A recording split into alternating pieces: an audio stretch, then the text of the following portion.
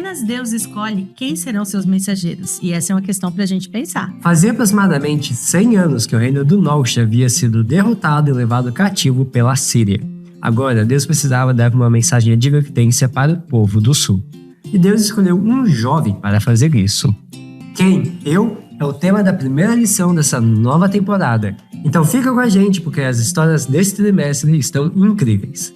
Eu sou o Matheus Diniz. E eu sou a Neila Oliveira. E você está no canal LAMED, onde você estuda a Bíblia de um jeito diferenciado. E aproveitando essa temporada que está iniciando, comece a nos acompanhar desde aqui, para que você não perca nenhum detalhe. Por isso, inscreva-se, ative o sininho, deixe o seu comentário e compartilhe com seus amigos. E agora sim, vamos para o vídeo.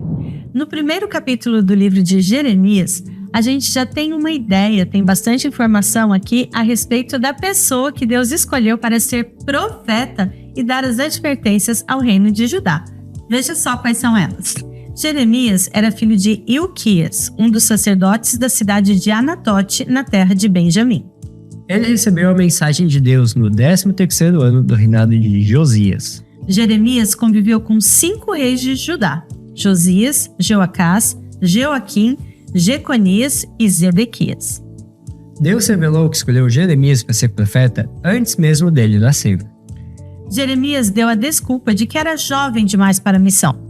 Deus tocou na boca de Jeremias e lhe deu autoridade para enfrentar nações e reinos. O Senhor disse que Jeremias não deveria ter medo.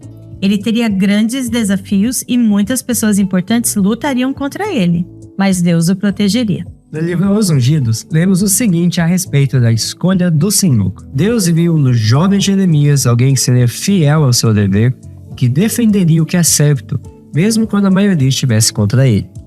Na infância, ele havia provado ser fiel, e então, na juventude, enfrentaria muitas dificuldades como um bom soldado da cruz. A mensagem de Jeremias não seria nada popular. Como porta-voz de Deus, ele anunciaria a queda da casa de Davi e também a destruição do belo templo construído por Salomão. Mas isso não aconteceria sem que antes ele apresentasse a mensagem ao povo que o levasse ao arrependimento. É verdade que no tempo de Josias, uma grande e importante reforma havia sido feita.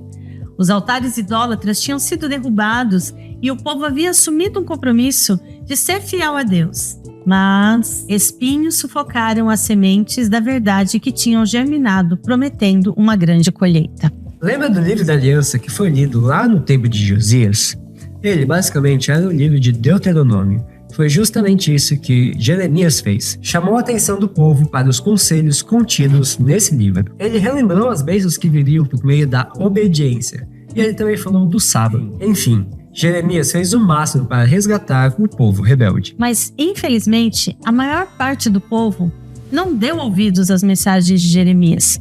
O profeta sofria ao ver que as pessoas simplesmente não se importavam, estavam completamente desinteressadas. Mas ele não desistiu, continuou incentivando aqueles que permaneceram leais a Deus a continuar na prática do bem.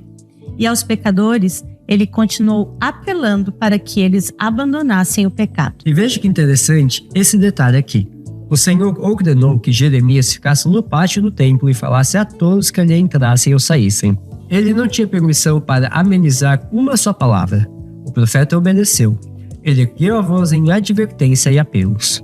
A intenção de Deus era salvar, e por meio do profeta, ele ofereceu diversas oportunidades para que as pessoas se voltassem para ele e assim evitassem o castigo. Mas o povo estava muito mais interessado no templo e nas coisas que eram realizadas ali. Eles achavam que isso era suficiente para garantir a salvação deles. Eles haviam se acostumado com os rituais e as cerimônias e não haviam entendido que, na verdade, era a reforma no coração que os manteria livres, distantes do pecado. Jeremias não desistiu. Ele continuou insistindo, ele continuou relembrando as histórias do passado e as consequências delas. Os habitantes de Judá achavam que apenas praticar as cerimônias que Deus estabeleceu no templo iriam livrá-los do castigo de suas más ações. As pessoas não gostaram do que Jeremias estava falando. Assim, sacerdotes, falsos profetas e o povo se voltaram contra aquele que não falaria palavras suaves ou profetizaria coisas agradáveis. Eles ameaçaram de morte o servo de Deus. Quando os príncipes de Judá souberam do que estava acontecendo, eles se apressaram para verificar os fatos. Jeremias se manteve firme e afirmou que sua mensagem vinha de Deus. E assim, os príncipes também concordaram e ficaram do seu lado, impedindo que ele fosse morto. Os anciãos também se uniram em sua defesa. Até o final do seu ministério, Jeremias permaneceu firme na mensagem e não se deixou abater. E Deus cumpriu sua promessa. Lutarão contra você, mas não o vencerão. Não estamos vivendo em tempos tão diferentes quanto no tempo de Jeremias.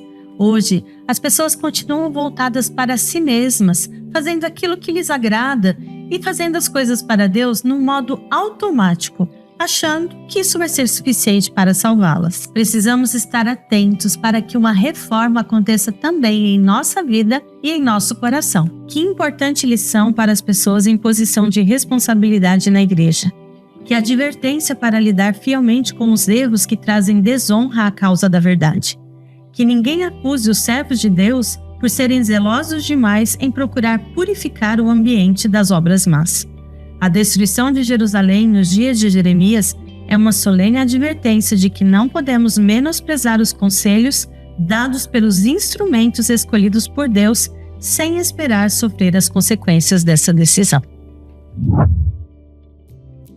Finalizando esse vídeo com um momento muito especial, o momento dos abraços. E o primeiro abraço dessa temporada vai para a base Tetelestai, da igreja de Jardim Belo Rincão, da cidade de Colombo, Curitiba, Paraná.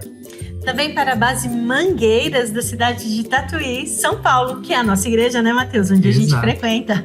Para os adolescentes da igreja da 405 Norte, da cidade de Palmas, Tocantins. Também para a base Adolescentes em Cristo, da igreja da capital Mujinga, da cidade de Campo do Brito, Sergipe.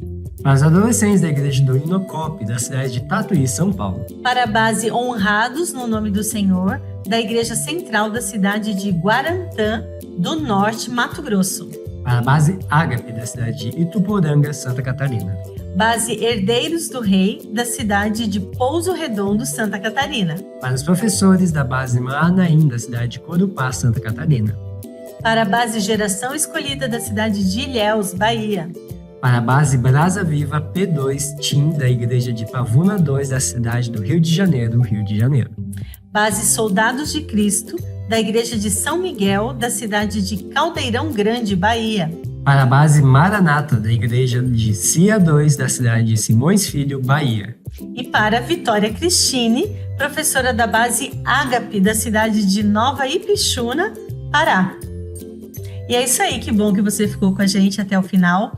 Não se esqueça, se você ainda não é inscrito, se inscreva agora. A gente está apenas começando essa temporada e vai ser um prazer muito grande para a gente ter você acompanhando todas essas histórias. Não se esqueça, deixe também o seu comentário, o seu like e compartilhe com seus amigos. E a gente se vê no próximo vídeo. Tchau, tchau!